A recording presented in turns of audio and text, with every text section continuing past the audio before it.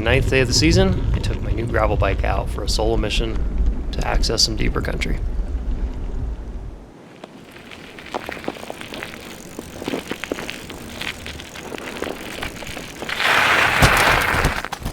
Ugh, mother.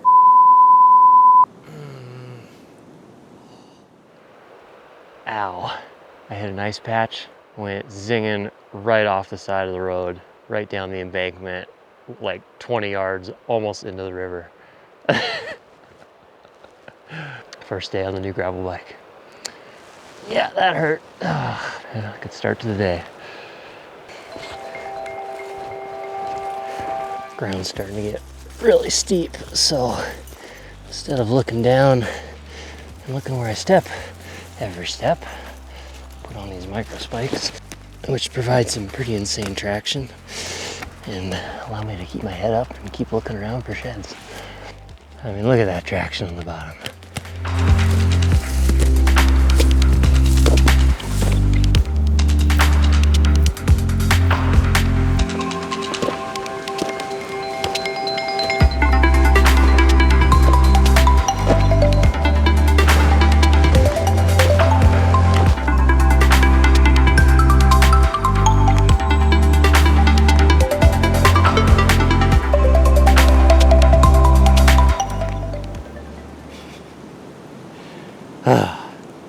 I think this is day 9.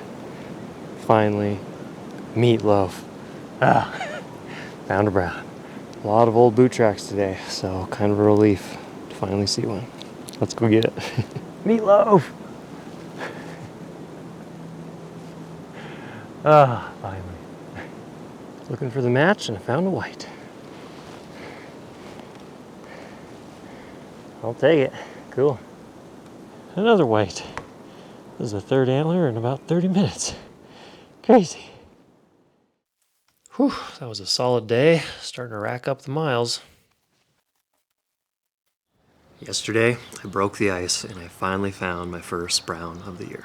And today, Karen and I are getting ready to go on a big backcountry shed trip. Last time I was in this spot, there was literally thousands of ticks. Here's something incredibly disgusting. Gone about probably 40 yards up a trail. This is maybe 1/8 of the ticks that I've seen. I've grabbed them and put them on a piece of tape. Nasty. So, in preparation, we are spraying down all of our gear with permethrin.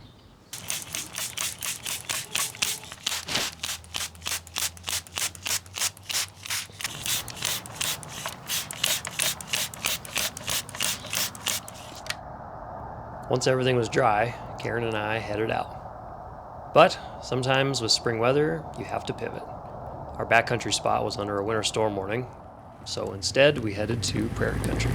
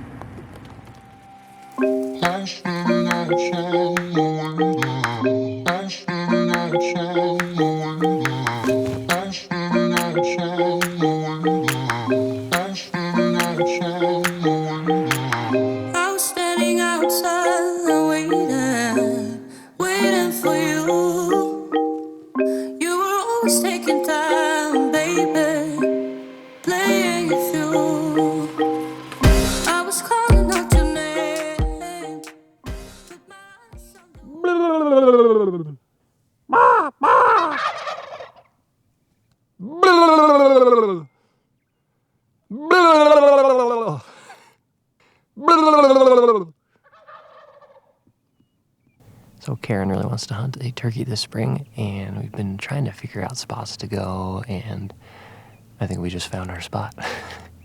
We just saw I think 20 jakes and then 5 toms on a little patch of public. Probably come back here in turkey season.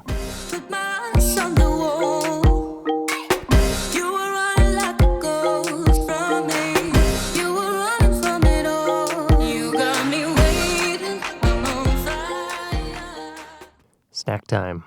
This is basically a homemade Big Sur Bar. We've got a cookie base, apricot, walnut, almond, dates, figs, and a little bit of chocolate on the top. We are trying to cut out as much processed foods and sugars as we possibly can, and pretty much all the bars you get on the market just are loaded with sugar. So we're like, oh, let's just make our own. You got me waiting, my desire. I spotted a shed, but it's on the wrong side of the fence, so I have to leave that one there.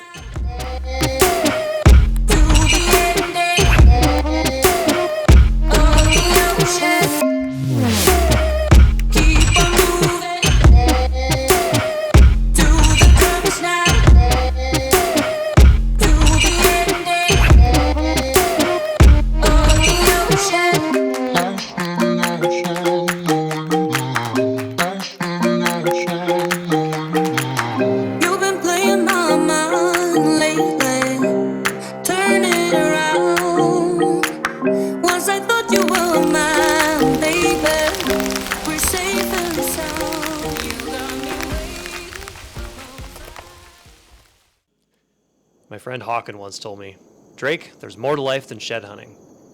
That was 8 years ago, and to this day, I still believe that shed hunting is life.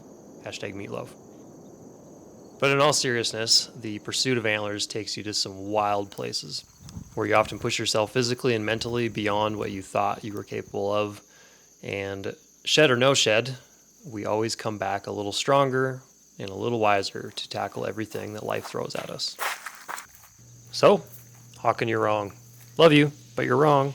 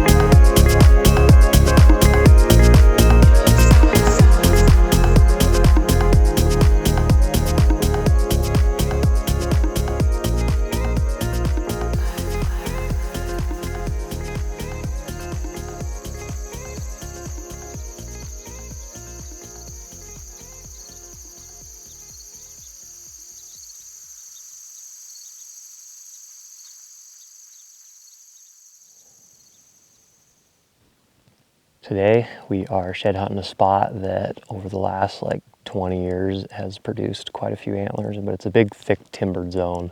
Really the best way to hit it is you got to grid search it. Karen and I are out here and we're literally walking 40-50 yards apart, and we're doing a big swoop down and we turn around and do a big swoop back.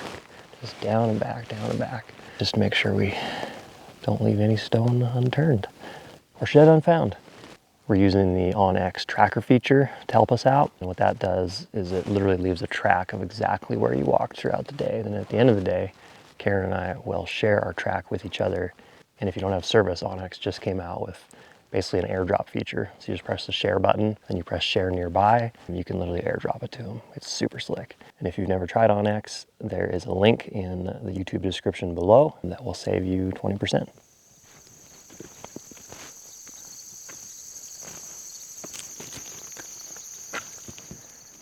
There's definitely a direct ratio between miles walked and sheds found, which is why shed hunting and hiking are awfully similar.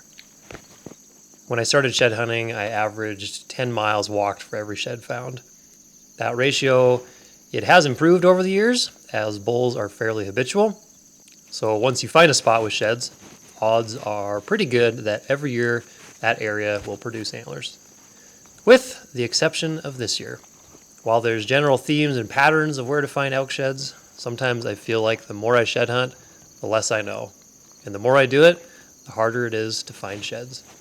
Sure, we can blame the weather, blame human pressure, or the wolves, but ultimately, trying to learn the secrets of the woods might just remain a secret. And if there's anything I've learned over the years, it's to appreciate every shed you find, because damn, they are hard to find. To find elk sheds, you have to go where the bulls live. And often that means a lot of road time, fueled by the stoke for adventure, podcasts, and caffeine.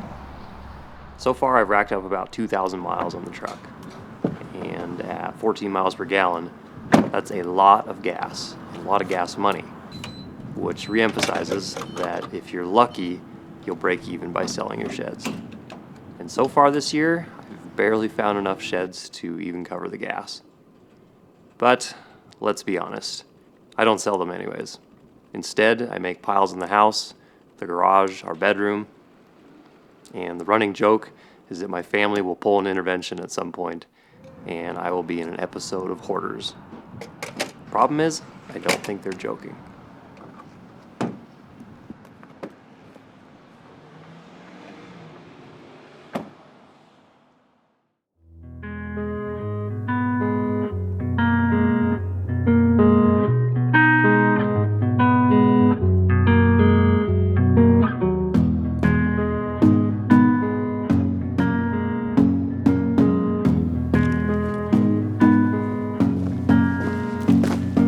Day 16, got some classic springtime weather. Grass is greening up, it's snowing, it's blowing, lots of boot tracks. Trying to turn one up in the thick stuff today, so TBD. At first glance, I thought these were Cheetos. I don't think they would taste like Cheetos though.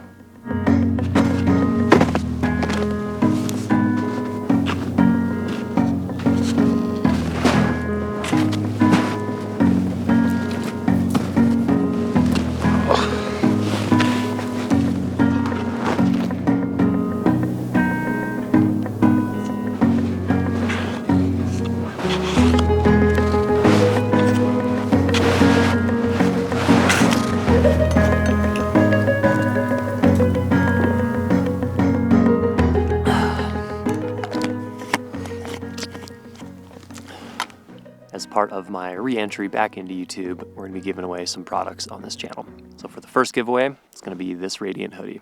Not this specific one, you're going to get a brand new one from Sitka of your color and size preference. I've been rocking this Radiant hoodie as my base layer all spring. It's a sun shirt, it's got UV protection, it's solid. I wear this all the time, both shed hunting and in public. Awesome, awesome piece. And to win, all you have to do is like and comment on this YouTube video and subscribe to my channel. And then I will randomly pick someone in the comments to be the winner, and I will announce the winner in the next video. Good luck, and go get you one of these. They're sweet.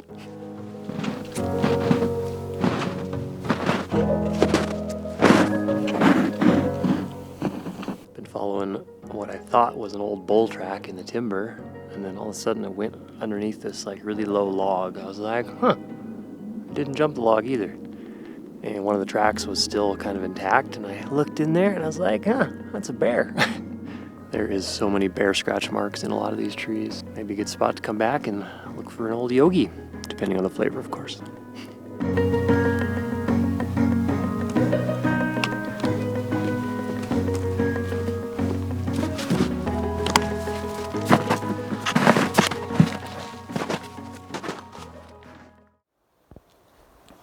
Don't talk. Just stay with me. She sees me. She's about 150 yards away. Look at it. Don't come this way.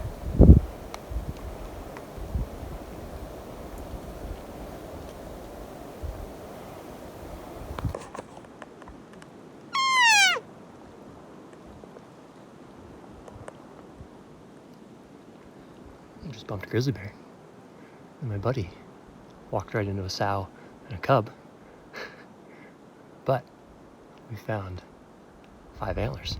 All whites and chocks. Somehow people missed them, and they're all like in the exact, like within a quarter mile of each other. Crazy. The bear zone and the bull zone. Beat a dead horse long enough, and it's bound to come alive, or at least in your dreams. But on my 17th day of shed hunting, it wasn't a dream. We found more elk sheds than we could physically pack out. And also, the grizzly bears. 21 antlers total, and all 6-point or bigger. Ironically, they were nearly all whites. For now, we revel in the find, rest our weary legs, plan the great antler extraction, and continue to speculate on the current mystery of the woods, which is, where are all of the browns?